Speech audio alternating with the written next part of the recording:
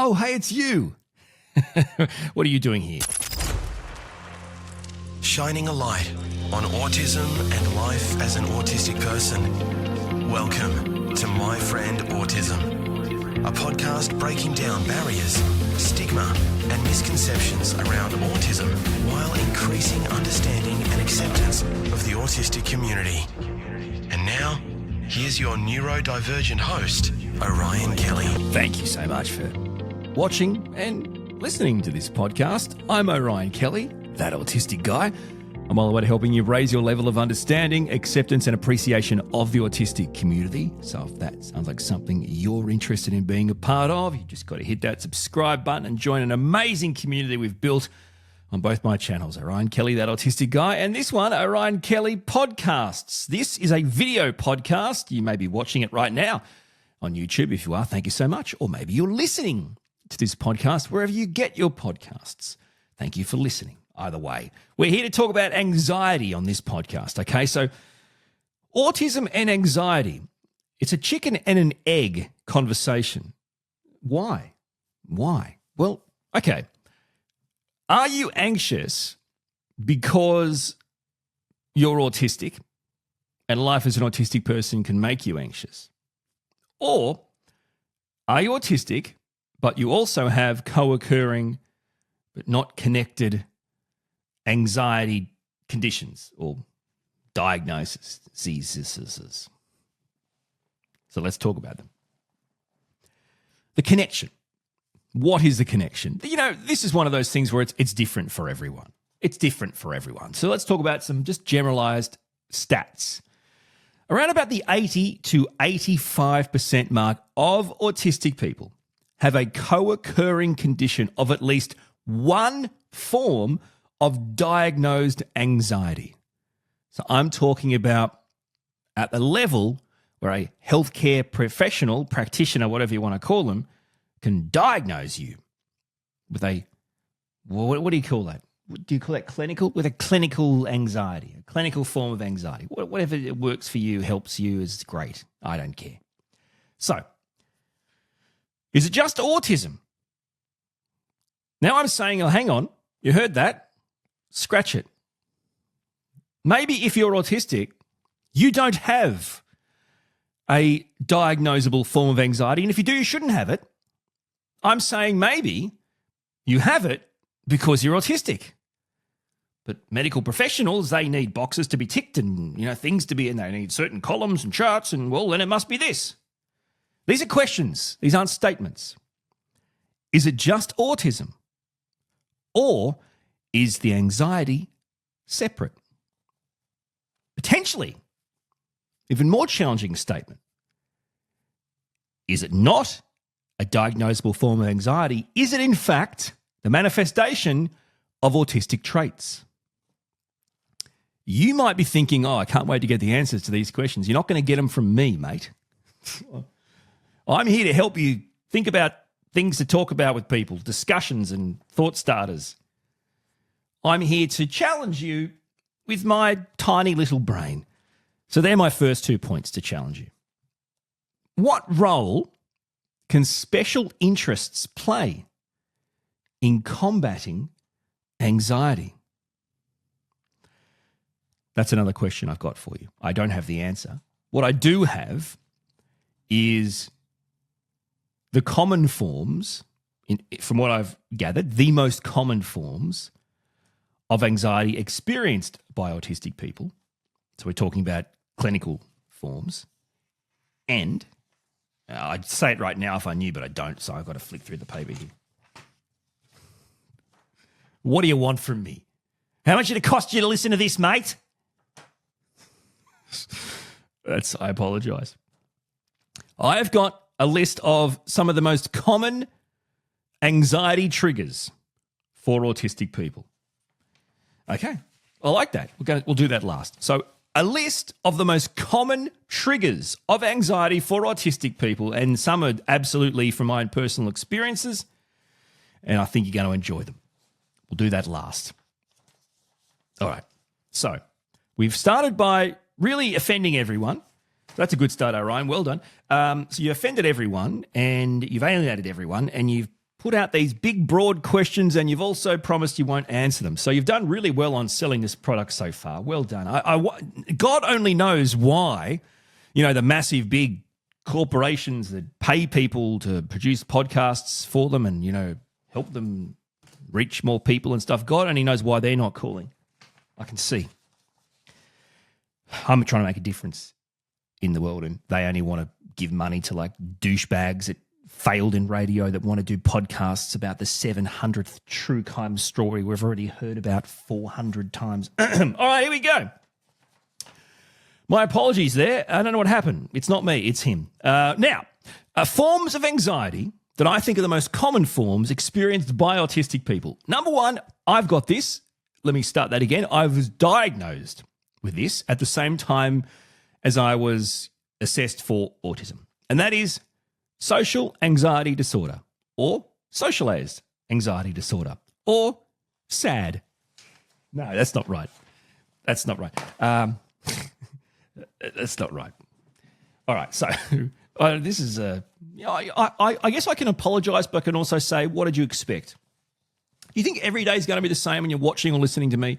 I'm an autistic guy, and you just never know what you're going to get. I apologise if this is bad. If it's good, well done. I don't know if I'll reproduce it, but here we are, my friends. All right, so SAD, S-A-D, socialised anxiety disorder. As I said, I have this diagnosis. So what is it? Let's get serious. It's a persistent fear of one or more social situations where embarrassment may occur, and the fear or anxiety is out of proportion to the actual threat posed by the social situation. This is a classic statement of me, and maybe many autistic people with regards to any kind of social interaction. This idea that we have this, what people would class as disproportionate anxiety around the things that are going to happen, right? Embarrassment and rejection, some sort of threat posed by the social interaction. It sounds over the top for neurotypical people. I get it. But trust me, there isn't many more debilitating things as an autistic person than this kind of social anxiety. Honestly, because you can't really escape it. It's everyday life. Can you imagine, and this is my experience, can you imagine if every day you woke up and the anxiety begins just on the premise of possible threats and possible social interactions and how that may go? It's debilitating and it's exhausting. So everyday interactions is what I'm saying. Not like big ones. I'm not talking like job interviews. Every day, like going to the shops. Everyday interactions cause significant anxiety, self-consciousness, embarrassment. Why? Well, basically it's because you fear being scrutinized. You fear being judged. And I could add to that and say judged negatively by others. But then again, to say being judged is positive, that doesn't make any sense. If someone's judging you, that's negative. Anyway. And also, if someone's judging you, it's through the wrong prism lens anyway, right? So they're judging you, and then I'm saying you're judging me based on who you think, I think, you think I am. Oh, man, I just blew my own mind. Move on. All right, so in social anxiety disorder, fear and anxiety lead to avoidance. Well, what happens then? If you are constantly avoiding social interactions of any kind, what happens? Well, it'd be pretty disrupting to day-to-day life, right? You can't, because it's life. You can't avoid life. You can. Anyway, social anxiety is one of those things where maybe I don't know if I know this as a fact, but I feel like it's one of those things where, because I know I've been diagnosed with it, I've talked about it. Is it one of those things where people go, what a load of rubbish? Is it one of those things where people think, you're come on, give us a spill, mate. This is not a disorder. This is not a condition. What are you talking about? And I don't know how to turn that around. Hopefully this discussion will help. Let's continue. So the avoidance alone based on all the things we've just talked about, can really be disruptive to you. But what about the people around you, right? So there's this severe stress that can cloud relationships. It can impact your daily routines, because if daily routines include interactions or other people, this is going to be an issue. It might be your work, your ability to work, your employment opportunities, being educated at school as a child or further education. Really any activity, right? Really any activity that isn't by yourself. And there's this stress, this severe stress and severe anxiety that completely impacts all facets of your life. Social anxiety disorder can be a chronic mental health condition, and typical social situations can be grouped into those that involve interaction, observation, and performance. Isn't this good? Think about, okay, let's break this down briefly. Okay, so you got social interactions and then someone has a clinically diagnosed form of social anxiety, right? Like me. SAD, for short. Okay, so we're now saying let's split it into three. So you got your social interactions where it actually includes you interacting, right? So classic interactions. Then you've got your social interactions where it might include observation. Now, this can be, you might be going to a place, let's say me, I'm going to a place, say, to watch my kid in a school thing, right? But then it's not only me observing, but I'm still in a social interaction or a social, a social circumstance or scenario, yet I will feel like I'm being observed as well. So it doesn't even need to include interaction. And then the final one, performance. And this is really interesting. So in some social interactions, or really, when we talk about social anxiety, we're talking about really leaving your own safe space, which is presumably your house, right? Or your home, your family. There's going to be, at times, a degree of performance. And I don't mean putting on a show. It could be anything, right? Performance is you performing in your daily activities in life. It can be more complicated. It might be sport. It might be hobbies or activities or presentations or talks, and you can go on and go on. But the performance of anything, the performance of ordering a coffee or doing the shopping, there's so many different ways of looking at it. So I guess a couple of basic examples if it helps. No, it won't? I'll move on. No, okay, so it could be meeting people, right? So meeting strangers, meeting people, talking in meetings, groups, starting conversations, talking to authority figures, working, eating, drinking while being observed, working, studying, eating, drinking while being observed. Did I say that right? By being observed or presumably observed. Creates genuine stress and anxiety for an autistic person. Going to school, social anxiety, shopping, being seen in public. You go out and then someone you know sees you and tries to interact with you. Now, it's not about them, but that is a massive anxiety. Using public toilets. Public toilets are tricky.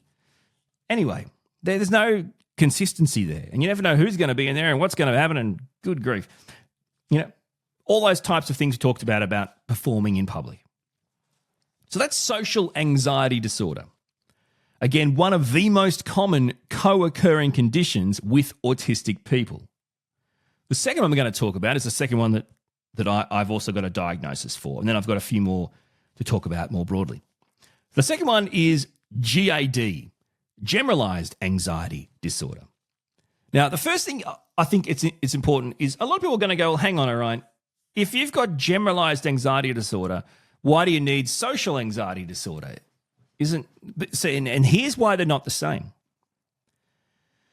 So GAD, generalized anxiety disorder, is a persistent and excessive worry about a number of different things. Social anxiety disorder is a persistent fear of one or more social situations. Now, social situations, sure, can be classed as a different thing, but GAD is deeper than that. Do you see what I'm saying? So you can actually have both, and you can actually have one or the other. And I think GAD can be one of the more challenging struggles with regards to mental health and being an autistic adult. So you can imagine that, right? Persistent and excessive, disproportionate worry about a number of different things. In other words, everything. In other words, you are the caveman, and that kind of amygdala, that kind of response, right, to our, and by the way, you know, so our brains are that different from the brains of the caveman? No. So they were programmed so, you know, there's danger around you, and your brain is constantly searching, and that amygdala is, you know, trained to go off to get you to be alert, and the stress, cortisol, and all that kind of stuff when there is harm. Now, as a caveman, you know, dangers are everywhere, right?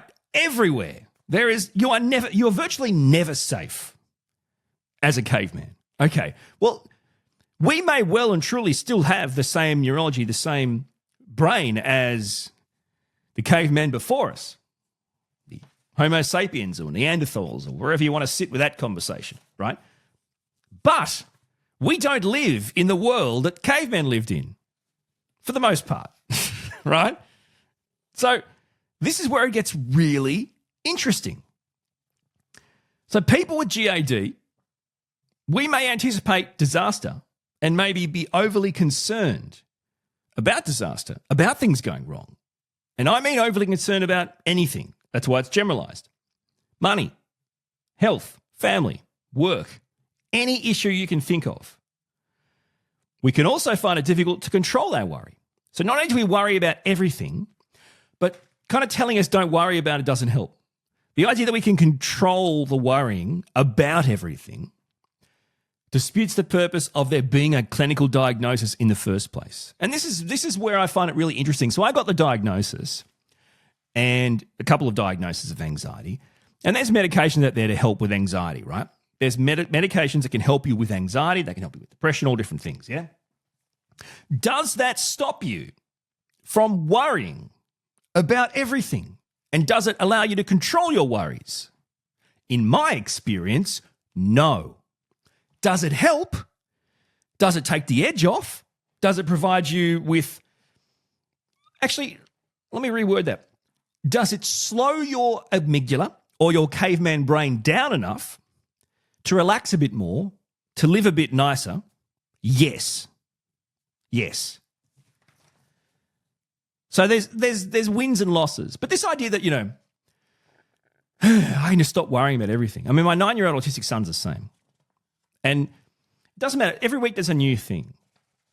Assembly or a sports thing or a camp or an excursion or an activity or a teacher change or this or that. There's always something to worry about.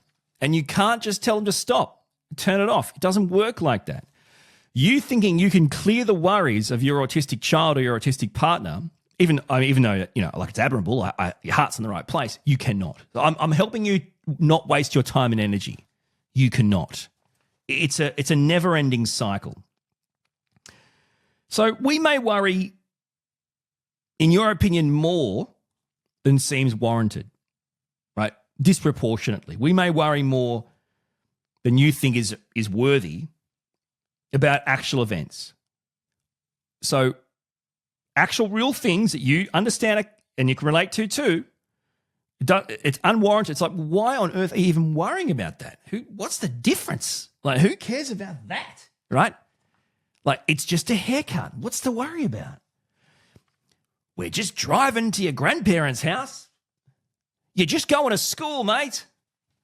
It's just going to the bakery to get some lunch, right? It doesn't make any sense to you. But it's a thing, right? So hopefully this gives you insights both ways. And let me add to that. Okay, so there's the unwarranted about actual events, but there's also expecting the worst of future events, expecting the worst of things about to happen or going to happen, even though there is absolutely in your mind no apparent reason for concern. So going and getting a haircut, you might think, what is there to worry about? There is no apparent reason to be concerned. There is no apparent reason to be concerned about going and getting lunch or visiting our grandparents or walking to the beach or playing outside. Right? So that's the difference. It's not like there's a switch. Someone experiencing GAD, there is an apparent reason, and I can give you 100 of them. You name the situation I'm worried about, and you're saying there's no apparent reason to be concerned. Oh, really? Oh, really? Okay. What if I have to pee once I leave? What if there's no toilets when I get there? What if we get there late? What if I can't find a parking space? What if I get there and I have to wait a long time? What if they cut my hair and pull my ears back or fold them down? What if they don't take the loose hair off my face? What if they cut me? What if they do a bad job? I certainly won't be able to tell them that. What if it takes too long? What if it isn't even good? What if I don't realize how much it costs and it costs more than I thought? What if I get into an argument with someone? What if the music's too loud? What if I need to go to the toilet after the haircut, during the haircut? What if I forget my wallet? Who's picking me up? Where did I park? What if they put that thing around my neck when they cut your hair and they do the buttons too tight? I'm not going to say anything. What if there's hair in the back of my neck stuck between my T-shirt and my neck? What's the point of the bloody towel and the hard thing around my neck in the first place?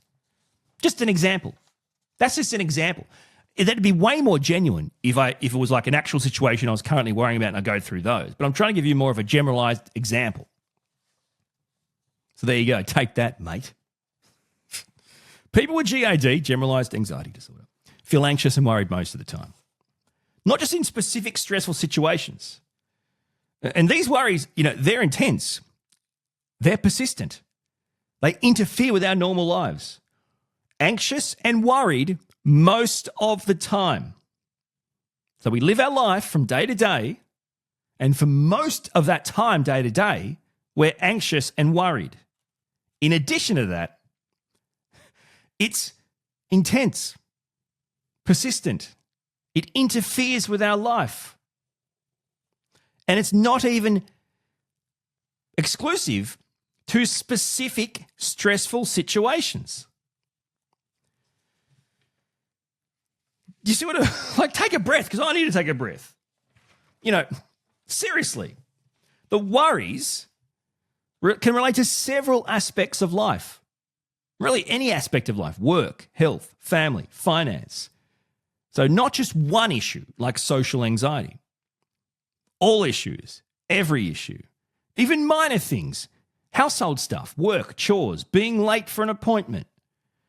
These types of little that you think are little things can become major focus points of anxiety, leading to an uncontrollable worry. And what is that? It's a feeling of terror. A feeling of terror that will actually happen. So focusing on worries and things that could happen terrorize you on the premise that they will happen or they could happen. That's GAD. Got some triggers for you soon on how anxiety can be triggered in autistic people. A couple more to get through. Agoraphobia. Now, agoraphobia, another form of anxiety, is where a person is afraid to leave environments they know or consider to be safe. What's interesting about this is, we're going to get into it more, what is interesting about this is, it's very common for autistic people, not all, but most autistic people, to be very much anchored to their safe place and their safe people. What are those, Orion? Safe people are the people in your life that you always feel safe around. For autistic kids, they may well be parents, carers, support workers. For autistic adults, they may well be parents, friends, partners, that kind of stuff. All right, so in severe cases, a person with agoraphobia considers their home to be the only safe environment. Again, not dissimilar to autistic people. People with agoraphobia may avoid leaving their home ever, like days, months, even years if possible. Generally, busy public places, so we're talking supermarkets, shopping centres, trains and trams and planes and airports, those kind of places, they're feared the most. They are usually the kryptonite to people with agoraphobia. However, really any public place, believe it or not, even things like, I don't know, an empty park, right? Or a quiet church, a library, they may seem threatening to a person with agoraphobia. Now, mental health experts believe the root of agoraphobia is fear of the physical and mental sensations of anxiety and often of panic or of losing control of embarrassing yourself. Isn't that interesting? A person with agoraphobia is unwilling to visit unsafe places because they're afraid that in doing so, that will trigger anxiety or even a panic attack. Now, again, before we do one more, let's go back to the start of the conversation when I said, do you in fact have diagnosable forms of anxiety, or are they traits of being autistic? Not an answer, just a discussion question.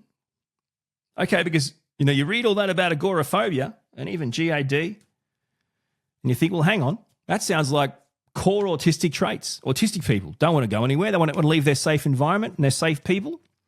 Why? Well, there are many reasons. There's the social interaction side of it. There's the busyness. There's the sensory overwhelm, be that sounds and noises and smells and lights, the sensory overwhelm, right, of the environment you go into. And so being unwilling to leave it, to go to unsafe places. And, well, how long? Ever. What's the point? You do it. And then you think, well, hang on, which one is it? Are you autistic? Or do you have agoraphobia? Or can you have both? Sure, there are people who are neurotypical or not autistic that could have that diagnosis of agoraphobia. But then if you're an autistic person, doesn't all that summarize autistic traits, or do you need both? Now, again, these aren't answers. These are just questions and discussions. I find you can put comments in below, down in I think it's called comments, in case you're wondering where to put comments. Where do you put the comments? Oh, yeah, you know the thing called comments? Man, I apologise today. Whew. All right. Last one, then we're going to do some triggers. OCD. Oh, yes, my friends, OCD. Is there an autistic person that doesn't have OCD, or is it just a trait of being autistic? Obsessive compulsive disorder, characterized by uncontrollable repetitive behaviors. Oh, that sounds familiar. You feel compelled to perform. Now, as you know, part of autism is restricted and repetitive behaviors, movements, interests, these types of things. So again, these are just thought-starting questions. I'm just trying to point out things that I find really interesting. People with OCD experience recurrent and persistent thoughts, images or impulses that are intrusive and unwanted. They also perform repetitive and ritualistic actions that are excessive, time-consuming and distressing. They're called compulsions. Again, this is not my words, right? Okay, so we have this kind of intrusive side, and we have this compulsive side, these kind of compulsions. People with OCD are usually aware of the irrational and excessive nature of their obsessions and compulsions. However, they feel unable to control their obsessions or resist their compulsions. OCD causes the brain to get stuck on a particular thought or urge. For example, you may want to check your stove, 10, 20, 30 times to make sure it's really turned off, because you're terrified that it isn't turned off and your house will burn down. Or door locked. Is it? Check the door's locked. You already have. You know you just locked it. You remember locking it, but you're still going to check the door's locked. That's another example. For me, an example could be an excessive compulsion, concern with symmetry, exactness, orderliness, sameness, cleanliness. This idea, it's there's always rearranging things. So there you go. There's a whirlwind adventure on some of the most common forms of anxiety experienced by autistic people. Let's bring it home with some triggers. All right, so we've got some of the most common things that can cause anxiety in an autistic person. And obviously keep in mind, these things cause a feeling of anxiety. But just because these triggers I'm about to tell you may be experienced by you and can cause you a feeling of anxiety, feeling anxiously, doesn't necessarily mean they cause a diagnosis or a diagnosable form of anxiety. So this is not a diagnostic list here, okay? That's a matter for your GP, your family doctor. I'm talking about just some examples of what triggers anxiety in autistic people.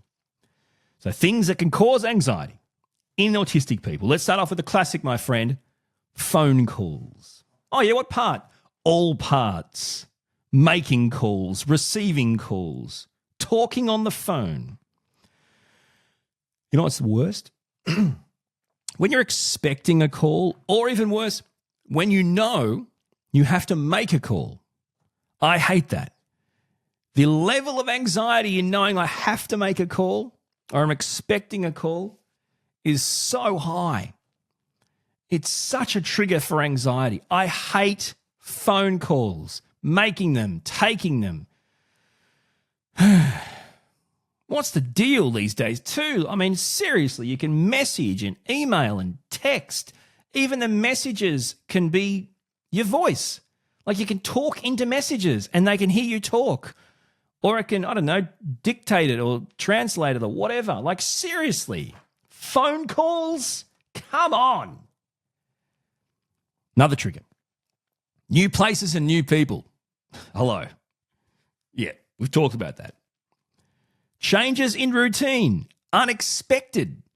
Changes of your plans, your daily plans, the plans that you had, the way things were going to go, routines, mapped out days, plans, the sameness of what happens usually when they change, massive anxiety. And even the anxiety around them being changed at the last minute or possibly a change coming along.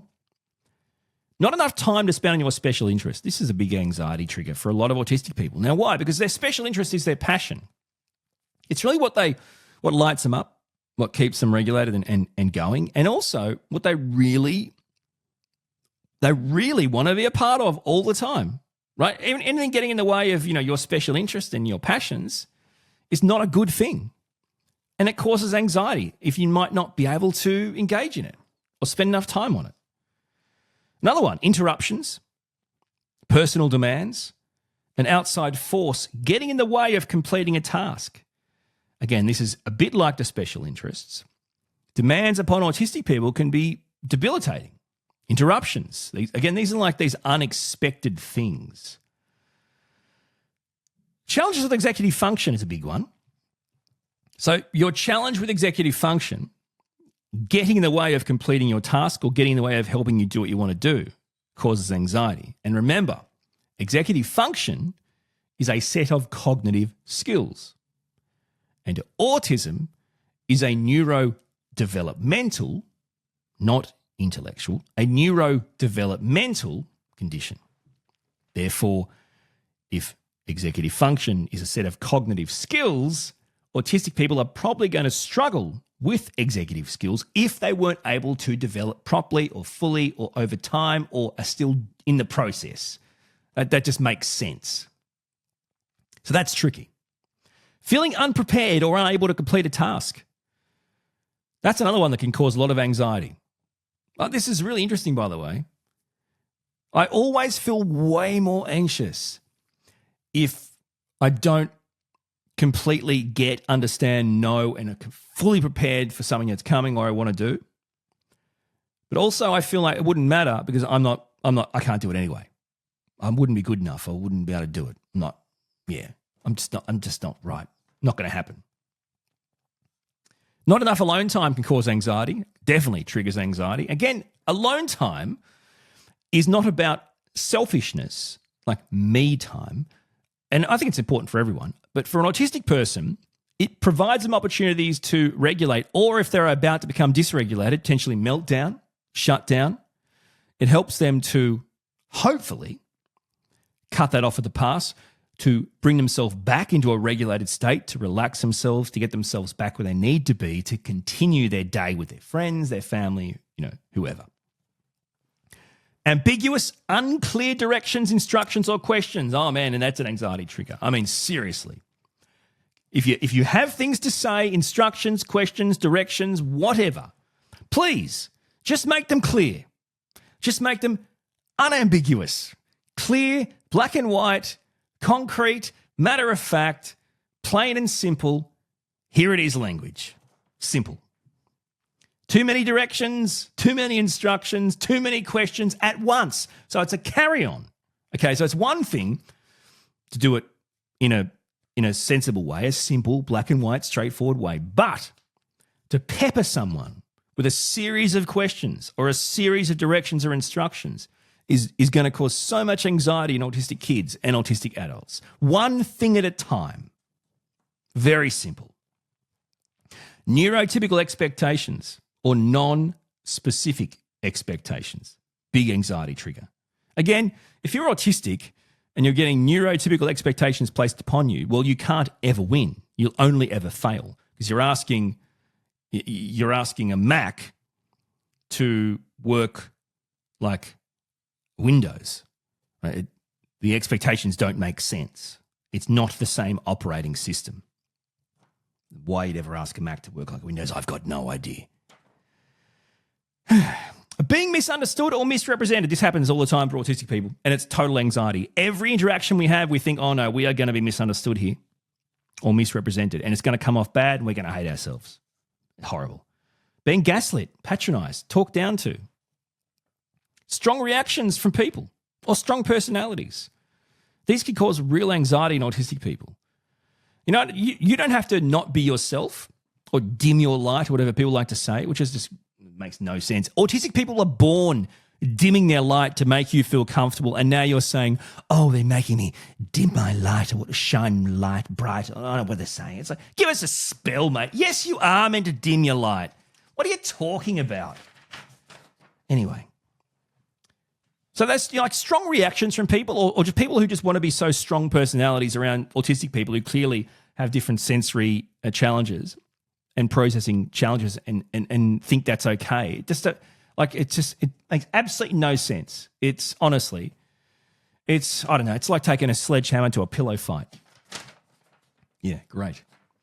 Using public transport or traveling in general. I mean, whether it's public transport or whether it's going on holidays, airports, planes, horrible. So much anxiety. Being part of confrontations or arguments, even near misses of those, thinking that's going to happen. The thought of that happening, massive anxiety trigger.